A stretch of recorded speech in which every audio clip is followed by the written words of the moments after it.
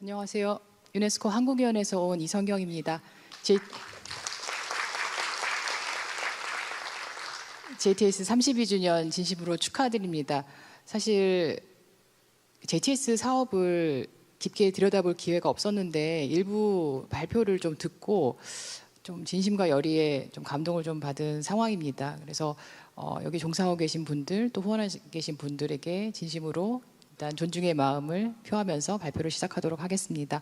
오늘 세미나의 주제는 교육을 통한 지속가능 발전입니다. 사실 교육과 지속가능 발전을 연결하고는 이 개념은 유네스코의 교육 개념 중에서도 굉장히 핵심적인 가치입니다. 특히 유네스코에서는 이 교육 개념이 삶의 현장에서 진짜로 사람들에게 변화를 만들 때 그것이 지속 가능한 것에 의미가 있다라고 강조하고 있고요. 그것은 JTS가 하고 계신 일들과도 맥을 같이 한다고 생각합니다. 저는 오늘 저희 위원회가 하고 있는 학교 밖 교육 사업인 브릿지 사업을 통해서 교육이 어떻게 지속 가능한 발전을 위한 변화를 만들 수 있는지를 좀 나누고자 합니다. 먼저 유네스코 그 얘기로 시작을 하겠습니다. 유네스코 하면은 다들 세계유산을 먼저 떠올리실 겁니다. 근데 사실 유네스코는 세계의 교육 의제와 정책을 주도하는 명실상부한 교육 중심의 전문기구입니다. 유네스코가 처음 탄생을 할 때도 2차 세계대전 이후에 교육 장관들이 모여서 평화를 논의하던 회의가 모태가 돼서 유네스코가 출발을 하게 됐고요. 또 그 유네스코의 절반 가까이에 대한 그 사업이 그 교육에 집중되어 있습니다. 교육에 받을 권리, 또 평생교육, 지속가능 발전교육, 또 세계시민 교육과 같은 교육 그 개념이랑 정책을 만들어서 전파하고 또 회원국에서 그것들이 실현될 수 있도록 돕는 일, 또 모니터링을 하는 일들을 유네스코가 하고 있습니다. 그리고 또 다양한 교육 활동들을 한국도 굉장히 적극적으로 참여를 하고 있는 상황입니다. 교육 이슈 중에서도 이 지속가능 발전 이슈는 유네스코의 교육 이슈 중에서도 굉장히 핵심 사항인데요. SDG 아시다시피 SDG의 네 번째 교육 목표가 교육입니다. 그래서 유네스코는 이 교육 목표인 SDG4를 이행을 조정하고 모니터링하는 전담 기구로 지금 지정이 되어서 활동을 하고 있고요. 그런 차원에서 회원국 정책을 자문하고 또 글로벌 데이터를 수집하고 모니터링하는 등의 일을 하고 있습니다. 2015년에 SDG4에 대한 목표와 지표를 설정하기 위해서 인천에 모여서 회의를 했었는데요. 그때 유네스코는 지속가능 발전 목표를 위한 가장 핵심적인 동력이 교육이다라고 하는 것을 명확히 밝혔습니다. 사실 지속가능 발전이랑과 교육을 접목하는 그 연결고리는 유네스코에서 한 2000년대 초반부터 시작된 개념이고요. 그때부터 지금까지 한 20년 넘게 그 교육에 대한 역할이 좀 많이 진화되고 강화됐습니다. 처음에는 지속 가능성을 가리키는 것이 교육이다라고 하는 일종의 도구 개념이었다가 현재는 교육이라는 것이 사회를 근본적으로 바꿀 수 있는 어떤 변혁의 어떤 수단으로 보고 있고요. 그 가운데서 강조하고 있는 것은 그 핵심을 사람으로 보고 있습니다. 사람들의 행동과 인식을 바꿀 때 진정한 지속 가능 발전이 가능하다라고 얘기하고 있습니다.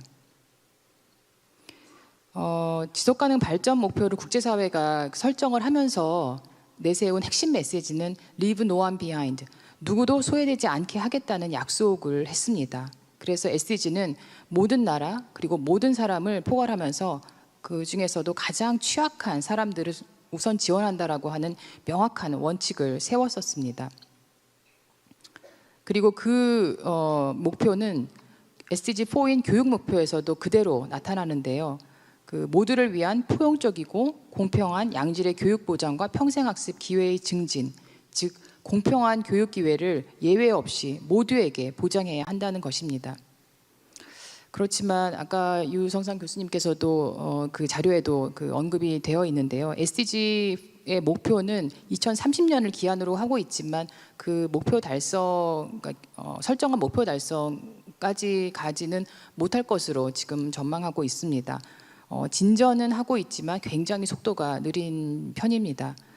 SDG4 교육도 마찬가지입니다. 그렇지만 교육 중에서도 학교 안의 사정을 조금 낮습니다. 초등, 중등, 고등 과정에 있어서 어느 정도는 그 교육 접근성을 향상했다라고 하는 평가를 받고 있지만 학교 밖의 상황은 거의 나아지지 않았습니다. 그래서 전 세계 학교 밖 아동 청소년 인구가 2억 7,200만 명인데 그 인구는 전 세계 학교 그 아동과 청소년 인구가 18만 명이라고 했을 때 한 15% 정도가 됩니다.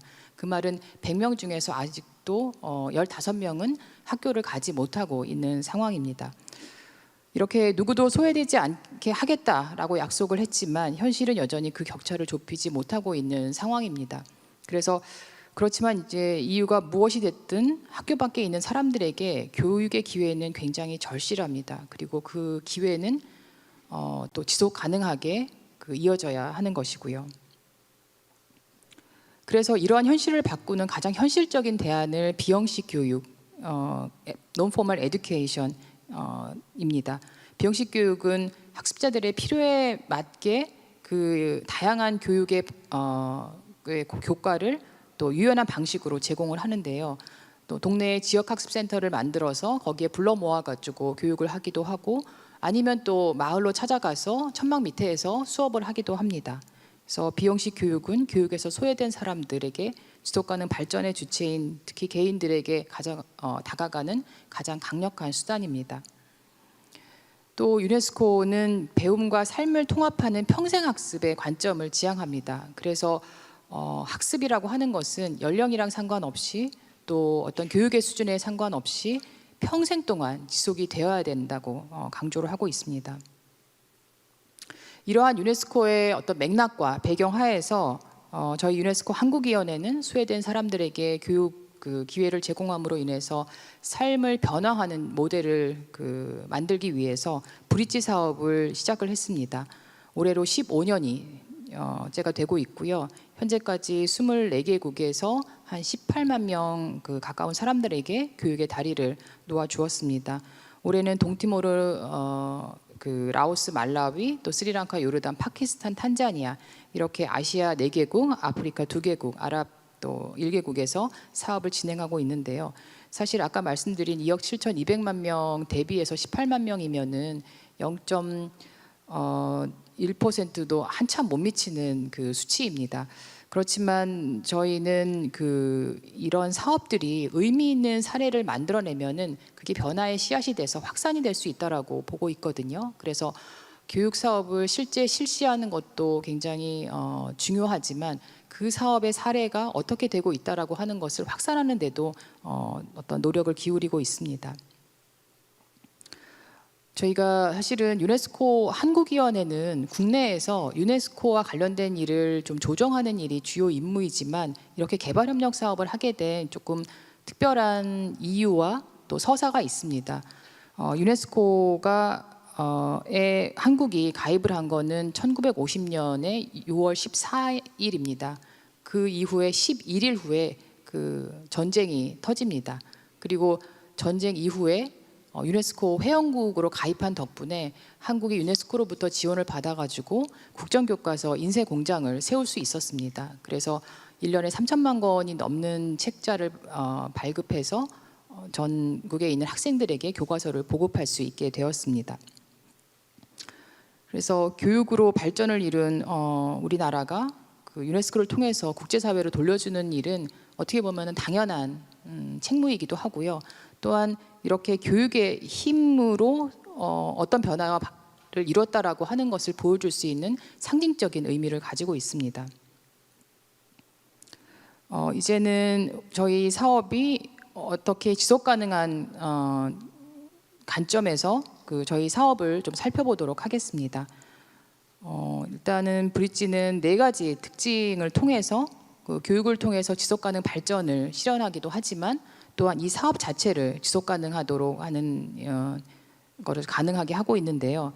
그 첫 번째는 정책과 현장을 모두 아우른다는 특징입니다. 저희 사업은 정책 지원, 교육 환경 개선, 교사 역량 강화, 그리고 교육 프로그램 운영 이렇게 4가지 축으로 이루어져 있는데요. 특히 좀 특별한 부분은 현장의 교육을 지원하는 것을 넘어서 정책과 제도를 함께 접근하는 그 방법을 취합니다. 사실 저희가 사업국과 일을 하다 보면은 정부 쪽과 얘기를 하다 보면은 외부에서 재원을 들여가서 그 정규 교육에 투입되는 경우도 많이 있긴 하지만 비형식 교육 분야에 있어서 정부로 지원하는 외부 지원이 전혀 없어서 굉장히 취약한 그 상황임을 저희가 확인할 수 있었고요. 저희가 정책 부분을 중요시 생각하는 것은 어떠한 일관적인 방향과 기조를 가지고 그 사업을 추진을 할 때 그것이 어떤 그 국가 전역에 있어가지고 영향력을 미칠 수 있다라고 보기 때문입니다. 그래서 이러한 정책 지원의 중요성과 효과를 매우 높이 보고 있어서 각 국가에서 하는 사업을 추진하는데 그 정책 요소를 굉장히 중요하게 두고 있고요. 그 예를 좀 말씀드리면 탄자니아 같은 경우에는 어떤 국가의 비형식 교육의 정책을 수립하는 것을 올해부터 지원을 하고 있고, 또 부탄에서는 국가 전역을 관리하는 정보 시스템을 구축을 해줬고요. 라오스와 동티모르에서는 국정 교재와 커리큘럼을 개발을 지원을 했습니다. 또한 말라위에서는 전문 인력 양성을 위해서 대학의 학위 과정을 개설하기도 했고요. 네, 이것이 가능한 것은 저희가 가지고 있는 협력 구조입니다. 저희 위원회와 같이 전 세계 199개국의 그 유네스코 국가위원회가 있고, 유네스코 국가위원회는 대부분 교육부 안에 있습니다. 그래서 교육부와의 직접적인 협력이 가능하도록 저희가 국가위원회와 협약을 맺어서 그 국가위원회가 직접적으로 이 사업을 추진하는 체계를 가져갔기 때문에 정책 단위의 활동들이 가능하게 된 것입니다. 그 다음으로는 저희의 두 번째 그 지속 가능성이 가능한 그 어떤 특징으로는 글로벌 전략과 연계하는 것입니다. 글로벌 전략이 현장에서 어떻게 실현되고 또 구체화되는지에 대한 사례를 저희 사업을 통해서 보여줌으로 인해서 유사한 활동들과 협력을 유도하고 또 활동을 확산할 수 있다라고 보고 있습니다. 그래서 유네스코가 가지고 있는 문해교육 전략, 또 직업기술 교육훈련 전략 등과 같은 주요 문서에서 강조하는 부분을 저희 사업에서 실현할 수 있도록 하고 있고요. 또 저희는 그러니까 유네스코에 있어서 글로벌 우선 그룹인 아프리카와 그 성평등에도 굉장히 강조를 하면서 사업을 추진하고 있습니다. 세 번째 저희 사업의 또 그 지속 가능한 브릿지를 위한 특징은 그 실제 삶의 변화를 보여주고 있다는 것입니다. 이건 JTS 사업이 또 더 강하게 그 일들을 하고 계신데요. 브릿지는 현재 147개의 크고 작은 지역 학습센터를 운영하고 있고 그 센터를 지원하고 있습니다. 그래서 지역의 수요에 맞는 교육 프로그램들을, 이것이 문해일 수도 있고 또 직업기술 교육일 수도 있고 하는 다양한 프로그램들을 제공을 하고 있으면서 삶의 변화를 만들고 있습니다. 특히 여성을 그 역량 강화하는 것은 우리 사업의 주력 분야이기도 하는데요. 저희가 관여하고 있는 국가들을 좀 간단하게 좀 말씀을 드리면, 부탄 같은 경우는 그 여성과 남성의 문해의 격차가 굉장히 큰 국가입니다. 그래서 문해 교육을 또 실시를 하고 또 제빵이나 재봉 교육을 통해 가지고 취업과 또 창업을 할 수 있는 기회를 열어주었고요. 또 좀 특별한 것은 이분들이 저희 센터에서 학습을 하고 또 마을 대표로 나가서 선출이 된 경우도 한 90명이나 돼서 공동체를 변화하고 발전하는데 여성들이 역할을 할 수 있는 기회를 또 열어준 것도 있습니다. 저희는 이 사업 부탄을 10년을 하고 올해 마무리를 했는데요. 그 10년 동안 그 여성 문해율이 한 20% 정도가 상승을 했습니다. 그리고 파키스탄 같은 경우는 여성 문해율이 46%인데 전 세계 평균이 84%를 감안했을 때 굉장히 낮은 수치입니다. 그래서 특히 여성들에게 다양한 학습 기회를 제공하기 위해서 글을 읽고 쓰는 교실뿐만 아니라 이동식 도서관이나 디지털 허브를 구축해서 지원을 하고 있고요. 또 동티모르 같은 경우에는 2002년에 독립을 한 신생 국가라서 굉장히 산업 기반이 약합니다. 그래서 청년 실업률이 매우 높은데요. 그 청년들에게 한국어 교실이나 컴퓨터 교실을 통해서 취업을 할 수 있는 길을 열어주고 있습니다.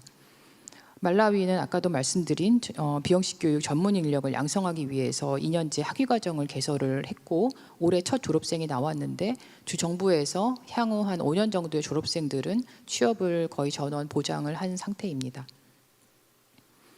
또 라오스 같은 경우에는 중등학교 과정에 기회를 놓친 아이들에게 그 중등학교의 학력을 인정할 수 있는 그 수업을 실시를 해서 학업을 계속 이어가면서 꿈을 키울 수 있도록 하고 있고요.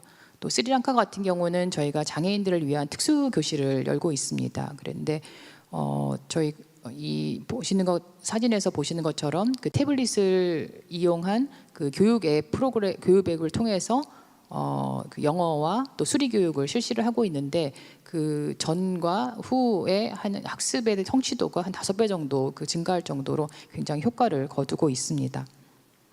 또 요르단 같은 경우에는 한 3,000명 정도 그 어린이들에게 그 책을 읽어주는 그 수업을 엄마들이 그 독서 대사가 돼서 읽어주는 사업을 하고 있고요.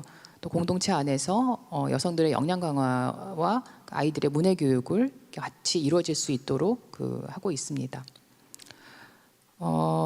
저희가 네 번째 특징은 협력국의 주도성입니다. 예전에는 저희가 초창기에 이 사업을 시작할 때는 활동가와 또 그 코디네이터가 파견이 돼서 직접 저희가 사업을 수행하는 체계였다가 지금은 저희와 협력하는 파트너 기관과 그 협약을 맺어서 직접적으로 운영을 하는 체제로 변경을 했습니다. 사실은 저희가 이 사업을 계속해서 가져갈 수 없기 때문에 그 현지에서의 자립 역량을 키우고 주도성을 가져서 궁극적으로는 저희가 나온 이후에도 운영이 될 수 있도록 하는 것이 저희의 목표로 삼고 있고요. 저희가 최대 한 10년 정도 지원하는 것을 목표로 하고 있습니다. 근데 이렇게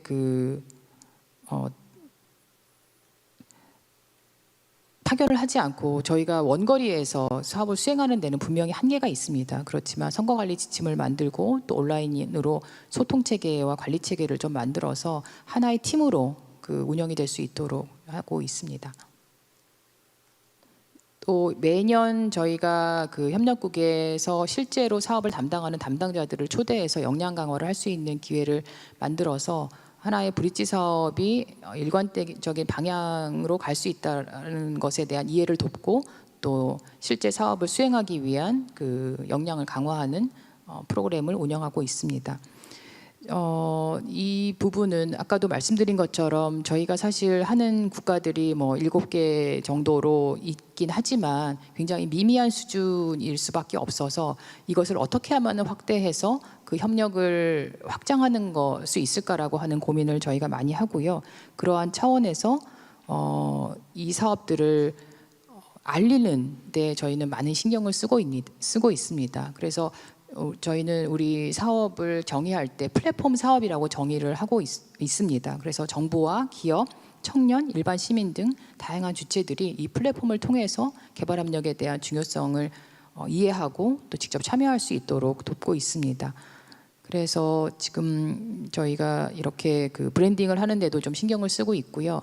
또 유네스코 본부가 있는 파리에 가서는 이 사업의 중요성과 또는 이 활동들 사업국과 어떻게 협력하고 있는지에 대한 부분도 저희가 적극적으로 설명을 하고 있고 또 특히 이 부분은 저희가 개발 협력을 진로로 삼고 준비하는 청년들이 굉장히 많이 있습니다. 그래서 그 청년들에게 저희 사업의 현장과 접목될 수 있는 기회를 인턴십이라든지 공모 같은 방법으로 제공을 하고 있습니다. 지난달에 저희가 협력국 실무자들이 한국에 온 계기에 부산에 내려가서 개발 협력을 전공한 학생들과 만나는 자리를 가졌었는데 그때 굉장히 호응이 좋았습니다. 그래서 앞으로도 청년들이 우리 사업에 참여할 수 있는 방법을 지속적으로 확대할 예정으로 있습니다. 또 이렇게 언론 보도에도 신경을 쓰고 있고 또 여기도 JTS도 굉장히 활발하게 잘 하고 계시지만 또 유명 인사들이 저희 사업을 통해 가지고 확산할 수 있는 방법도 저희가 모색을 하고 있습니다. 마무리 말씀을 좀 드리도록 하겠습니다. 이 사진은 작년에 새로운 사업국을 발굴하기 위해서 잠비아로 갔을 때 찍은 사진인데요. 저희가 그쪽에 타당성 조사를 위해서 지역을 방문했는데 그 소식을 듣고 현지에 있는 지역 주민들이 몰려들었습니다. 지역에서는 그 주민들은 각 가정마다 학교를 다니지 않고 앞으로 내일도 없이 길거리를 헤매면서 시간을 보내고 있는 그 아이들이 있는데 그 아이들을 변화시킬 수 있는 것은 오로지 배우는 길밖에 없다라고 하면서 저희들에게 정말 이쪽에 꼭 그 학습센터를 세워줬으면 좋겠다라고 하는 호소를 했습니다. 그래서 다행히 내년도에 예산이 확보돼서 잠비아에 저희가 사업을 하게 됐고요.